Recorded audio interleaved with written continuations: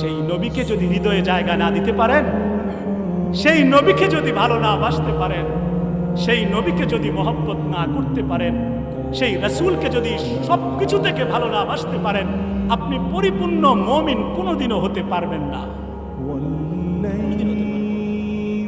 আল্লাহ রাসূল বলেছেন, ততক্ষণ পর্যন্ত তুমি প্রকৃত মুমিন হতে পারবে না যতক্ষণ না তুমি মিন ওয়ালিদিহি ওয়া ওয়ালাদিহি ওয়ান নাসি আজমাইন, তোমার স্ত্রী, সন্তান, সন্ততি, পরিবার পরিজন, দুনিয়ার সকল দামি বস্তু থেকে যতক্ষণ পর্যন্ত তুমি আমাকে বেশি প্রাধান্য না দিবে, ভালো না বাসবে, লা ইউমিনু আহাদুকুম, তোমার ঈমান পরিপূর্ণ হবে না।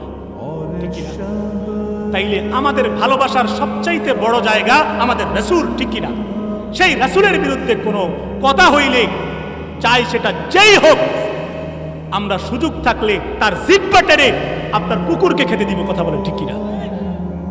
রাসূলের বিরুদ্ধে কোনো কথা চলবে না।